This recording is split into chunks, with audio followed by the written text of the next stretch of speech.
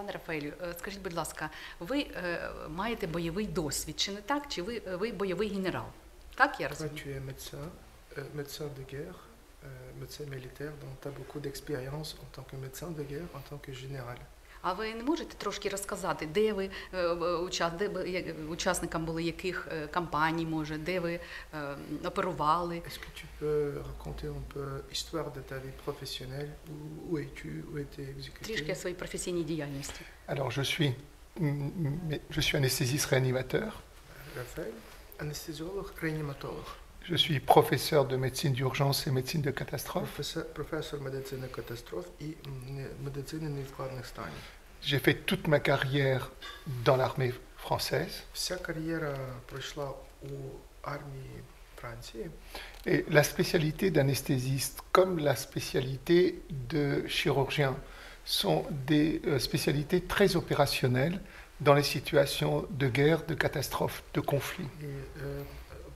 І спеціальність анестезіолога, так само як і спеціальність хірурга, вони дуже затребувані і дуже просто необхідні в умовах катастроф, в умовах швидкого надання допомоги.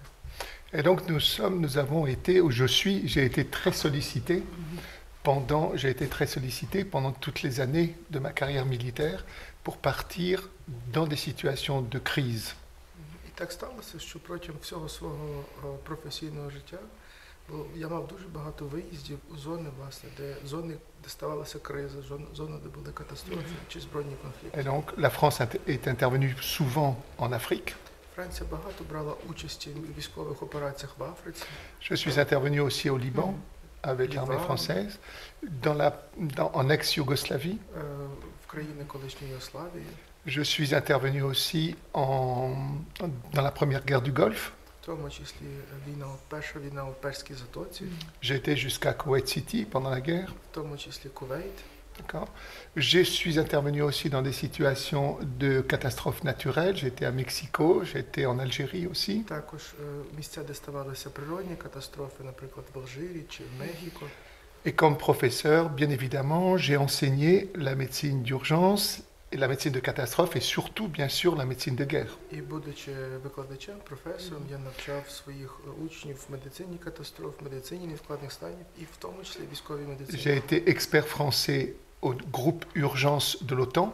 В свій час я був експертом від Франції НАТО в невідкладній допомозі.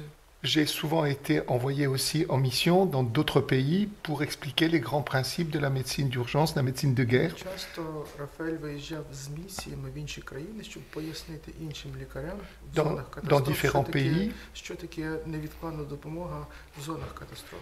Dans différents pays, j'ai été en Iran, j'ai été en Irak, j'ai été en Jordanie, en Amérique du Sud. Південна Америка. En Amérique du Sud, ça fait de moi un expert de la médecine de catastrophe et de la médecine de guerre. Протягом багатьох місяців виступав в ролі експерта військової медицини та медицини катастроф. Так, розумію, дякую. Скажіть, будь ласка, я так розумію, що ви, маючи такий досвід, вирішили створити, як курси, да, от такі курси в Україні. Ayant tellement d'expérience, t'as pris l'idée de créer les formations, des trainings pour l'Ukraine. Alors, ça d'abord... Трішечки про ці от курси. Quelques mots sur la formation. Alors, j'ai d'abord quitté, bien évidemment, l'armée en 2004. У 2004 році Рафаель закінчив військову службу. Et j'ai travaillé dans le secteur civil. І почав працювати в цивільному секторі. Et je suis resté dans l'action humanitaire. Але в той же час багато віддавав свого часу гуманітарним місіям. En 2012, j'ai entendu la situation en Syrie pour les soignants. І в 2020 році, коли вже була дуже складна ситуація для людей, які надають допомогу медичну в Сирії, Où déjà on parlait de bombardement des hôpitaux. коли вже почалися бомбардування лікарень в Сирії. Et je suis allé pour la première fois fin septembre 2012 en Syrie clandestinement. І вперше Рафаель поїхав у Сирію в кінці вересня 2012 року. Dans le premier hôpital où j'ai travaillé, Перший госпіталь, де Рафаель працював, qui recevait beaucoup de blessés des zones de combat. в який поступало багато поранених, травмованих від бойових дій. Au troisième jour, la nuit, На третій день, вночі, à 4 heures du matin, в 4 годині ранку, je m'étais couché à 2 heures du matin. пішов спати о 2 ночі, L'hôpital a été bombardé. госпіталь був зруйнований. Et donc, complètement détruits, nous Полностью avons soigné зруйнований. nos infirmiers qui étaient morts et puis aussi ceux qui étaient В blessés. тому числі в першу чергу надавали тоді медичну і домедичну допомогу медичному персоналу, який постраждав. Je suis allé dans un autre hôpital au nord-est, la ville de Albab, où l'hôpital de la ville était déjà détruit. Тоді Рафаель переїхав в інший госпіталь міста Альба, який було на той час вже добряче Et j'ai зруйновано, travaillé dans un hôpital clandestin. і працював в такому підпільному госпіталі. Durant cette première expérience, je me suis rendu compte que les Syriens, les médecins, les chirurgiens ne savaient pas du tout trier, ne savaient pas du tout faire la chirurgie de guerre, ne savaient pas. Сирійським лікарям побачив, що в сирійських лікарів зовсім немає досвіду власне допомоги в умовах війни, в умовах бойових дій. Donc, quand je suis rentré en France, j'ai proposé la création d'un centre de formation pour les personnels soignants. І коли повернувся у Францію, він виступив з ідеєю створити навчальний центр для, власне, принципам надання допомоги в умовах катастроф і війни. Et donc, nous avons créé 4 centres de formation, toujours dans des situations compliquées, Після difficiles, цього було створено 4 тренінгові центри в Сирії, в дуже складних умовах, en situation de guerre, в умовах безперервних бойових en дій. situation de guerre. Et bien sûr, nous avons formé plus de 34 000 personnes. Але з того моменту навчання пройшли понад D'accord. 34 тисячі медичних працівників.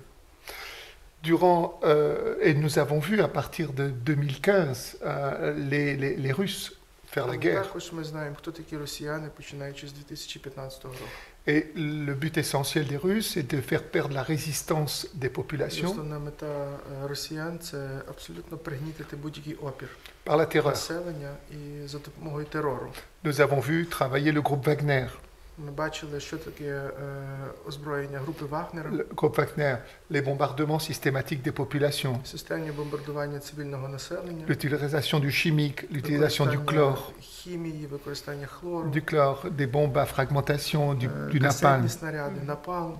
Et donc, quand il y a eu la guerre en Ukraine, Коли почалася війна, широкомасштабна війна в Україні, j'ai même été interviewé le 26 février, j'étais interviewé par la télévision française. і 26 лютого Рафаель давав інтерв'ю французькому телебаченню. Et j'ai dit la stratégie des Russes en Ukraine, ce sera la même que celle en Syrie. Він тоді сказав, що стратегія росіян буде абсолютно аналогічною стратегії росіян у Et Сирії. c'est ce qu'on a vu quand ils ont été sur Kiev avec les massacres de la population à Bouchra.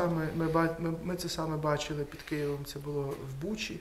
On a vu aussi à Mariupol. Те саме ми бачили в Маріуполі. Et donc, on voit toujours la même stratégie qui vise éventuellement à Це одна й та Тероризер. сама стратегія, яка має лише одну мету – тероризувати населення. Voilà. Et donc, bien évidemment, spontanément, j'ai proposé de venir en Ukraine І спонтанно появилася ідея поїхати в Україну pour former le personnel soignant civil. і привнести цей досвід для того, щоб мали можливість проходити навчання цивільні медичні працівники. On avait une expérience, Ми мали вже великий досвід на той час, d'accord, très importante. який значний досвід. Alors, le but étant de former des formateurs qui forment à leur tour. Але наша така філософія організації – це створювати команди інструкторів, тренерів, які далі передаватимуть цей досвід лікарям. Et donc, nous avons fait ça. Dès le mois d'avril, j'étais ici en Ukraine. Вперше Рафаель приїхав в Україну в квітні минулого року. Et au mois d'août, nous avons, avec l'aide de la municipalité de Lviv, У серпні 22-го року за допомогою мерії Львова nous avons commencé les formations à Lviv. ми створили центр тренінговий і ми почали наші тренінги. Alors, Lviv, c'est notre base arrière І Львів сьогодні наш тиловий pour former les центр formateurs. для навчання тренерів. D'accord. Et ensuite, nous projetons les formateurs vers Kharkiv, Після чого Ніколай, Дніпро Дніпро. працюють в інших містах, особливо на сході та півдні України. Donc, notre objectif, c'est de mettre en place 6 cours. І наша зараз така перша велика мета – запустити 6 курсів. Medivac, le ramassage sur le terrain, Медична евакуація, le допомога на cours місці, де сталася травма. à l'échographe, parce que c'est devenu un outil Тренінгова indispensable. програма з тактичної ультразвукової діагностики, Le cours de chirurgie de guerre, курс з військової хірургії. Et pour ce faire, nous entraînons les chirurgiens à utiliser ce qu'on appelle un bioréacteur, c'est-à-dire un animal В тому anesthésié, числі ми працюємо використовуємо в тренінгах живі біомоделі, використовуємо pour тварин. qu'ils aient le protocole, un protocole de chirurgie Того, de щоб guerre. хірурги розуміли, чітко слідували протоколу, що потрібно робити, як допомагати пацієнту. Bien sûr, il va y avoir d'autres cours. Звичайно, є інші курси, Le cours de la damage control pédiatrique, які ми запустимо. Допустимо, це буде педіатричний le cours pour la контроль, prise en charge du chimique, курс для допомоги при ураженнях хімічної parce qu'il зброї. faut savoir que les Russes utiliseront le chimique. Тому що від росіян можна цього очікувати, оскільки Ils l'ont utilisé en Syrie. це вже було застосування хімічної зброї в Сирії. Les Occidentaux n'ont rien dit.